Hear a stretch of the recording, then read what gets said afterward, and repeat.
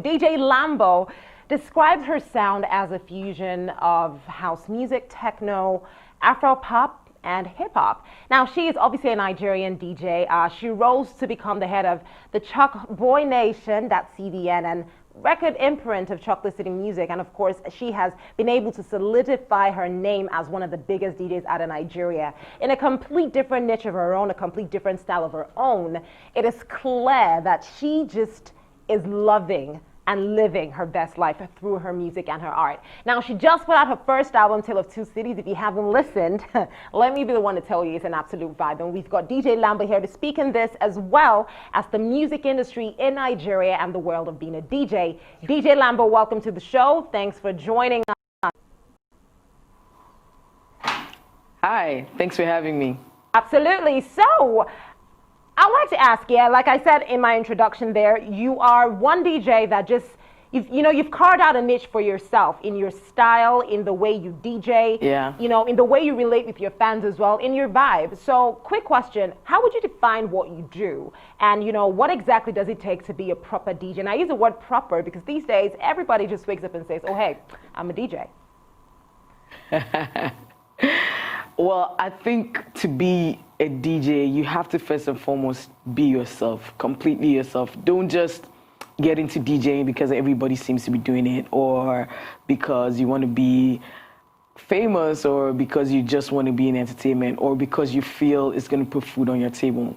I think the most important thing is to have a legit passion for DJing, and for you to be yourself, carve a niche for yourself, create your own style, and go with it. And going with it. Now, speaking about creating your own style, this is something that you've obviously done successfully. What was that entire process for you like? Would you say, up until getting to this point, merging your sound, how do you put it? Lagos all the way to Johannesburg, I don't know, Third Mainland Bridge to Joburg. Basically just bringing that together and creating that sound that is unique to you. What was that entire process like? Yeah. Well, to be honest, it's been a journey, an entire journey of discovering myself and finding my sound. So for me, I really wanted to be in the music. I didn't just want to sit around and, have a producer, make a beat for me, get an artist, feature an artist. I just didn't want to do the usual curating, which a lot of DJs do. I wanted to really be a part of the music. I really wanted to be in the music because I had so many ideas that I feel like, or I felt like, no one can actually bring your ideas to life properly the way you want it except for yourself. So I decided to take some time off and go to school. So I went to study music production in South Africa. So I was gone for a while. And the entire process for me learning music, being in the music, it was really eye-opening for me, and it really it solidified my resolve to do something completely different from the norm. Absolutely, I like that. So now let's talk about Tale of Two Cities. I think this is a project that you are very, very excited about. It is also your debut album, and I just feel it is where, as a listener now, not as the person who made it, it's exactly where you want to be. A touch of my Lagos, and then a little something more, something, let me say a sprinkle of Joburg. Now, tell us about creating A Tale of Two Cities, and why did you even call it A Tale of Two Cities? Well, basically, A Tale of Two Cities is a blend of sounds from Lagos and sounds from Johannesburg, South Africa. And for me, those are two of my favorite cities in the whole world. So, and those two cities have largely influenced my sound. So, creating the music was a tough process because I wanted to make it sound as African as possible, and at the same time make it sound as international as possible. So, house music is my first love, and trying to infuse all those Afro sounds into it, it was interesting, I would say. It was challenging, but interesting at the same time. You know why? I can agree with you that it was totally challenging. On Bella, where you have a Yanya, I was like, whoa, Yeah. Iyanya on house? How did this happen?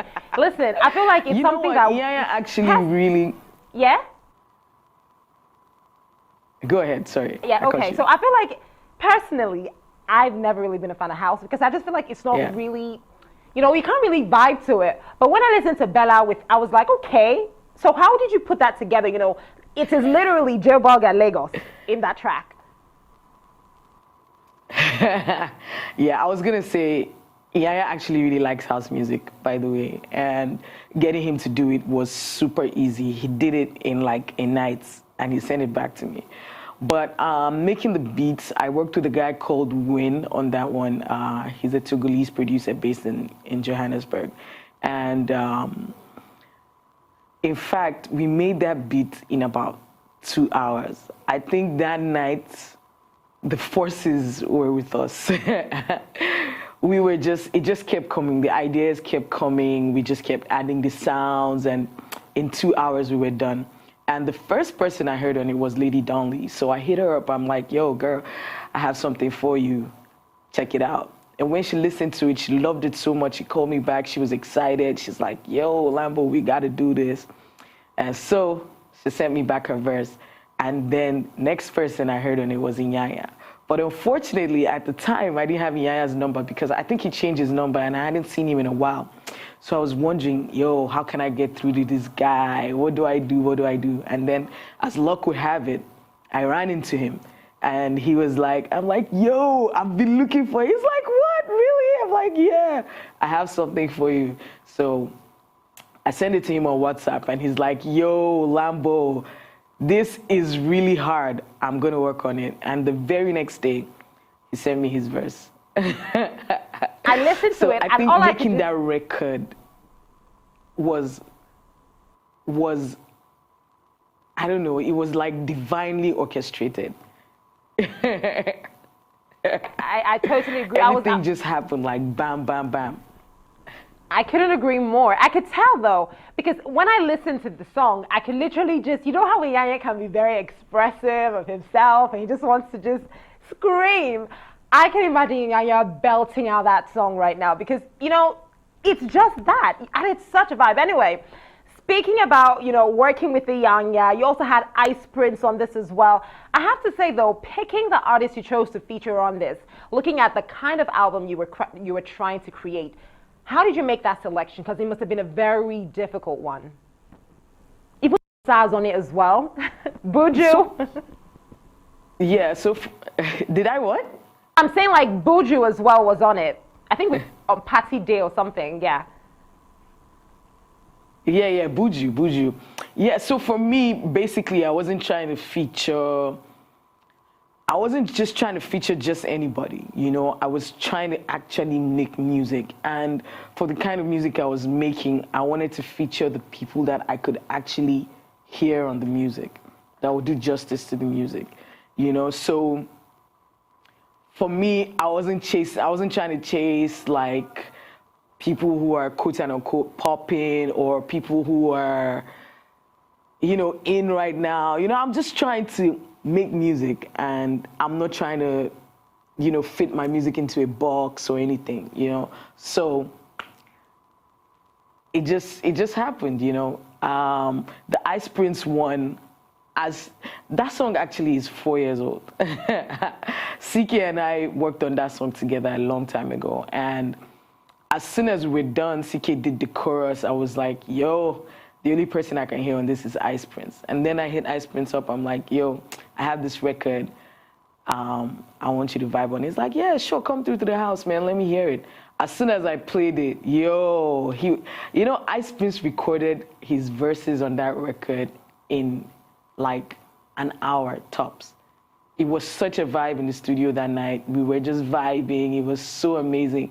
He just kept going bam, bam, bam. And at the end of it, I'm like, yo, Ice, we have a hit. And then Toya the Lazy, she is such a... Sorry, I cut you. You were about to say something. Now for 4 years and we're just getting it. I mean, we could have gotten this earlier, Lambo. Like, I was gonna say though, like, working with iSprit is amazing, but still speaking on what you're doing, I feel you as a person, yeah, you are you're doing something very significant. Now, why I say significant is, first of all, like I said, a touch of Lagos, a sprinkle of Joburg. There's Nigeria, there's South Africa. Now, honestly, I haven't, your album is literally the epitome of everything I'm about to say. I haven't heard one body of work where talents from these two countries come together and it just doesn't work and sound fine. When you mix the vibes, you mix the energy, it's amazing. But then sometimes that much greatness attracts friction. So do you think we celebrate our strength enough as Africans as opposed to, celebrating our individual countries like, oh, hey, I'm Nigerian, but that's all I'm going to celebrate, as opposed to just saying, listen, we are Africans together, we are doing this music thing together, and we are all great together. What are your thoughts on that? Yeah. Yeah, that's you said everything I wanted to say. The second track on the EP is featuring Xander Zakuza and Reminisce, and I think that record is a full embodiment of the unity of Africa, you know what I mean? Like Xander Zakuza is a South African artist, and Reminisce fully represents a Nigerian artist. Do you get what I mean? So that record, them coming together and doing something so amazing is just overwhelming, pretty much. So how do you feel like, as individuals, we can all do better? We can help just, make this thing, make it more solidified, ensure like every single person understands like, we're not fighting against each other. We're all heading towards the same goal, Yes, there's a lot we can do together. Yeah. How can we do this together? How can we get accustomed towards working together a lot more often? How do you see this happening? This thing, how do you see it happening? The thing about it is that music is such a great force, and I think with music we can achieve anything. So I think if more Nigerian artists try to work with more South African artists, South African producers, try to work with more Nigerian producers, if that exchange comes up more frequently, I think people will start to see that, look, we're actually brothers and sisters. There's no point fighting. I mean, if we can, because music is such a force that when people hear the music, it makes them feel things, you know what I mean? And if artists from both countries can come together and make people feel happy, then there's no telling what we can achieve, you know what I mean? There's gonna be peace, definitely. Only DJ Lambo, this album is sugar spice, everything nice. Thanks for joining us on Arise 360.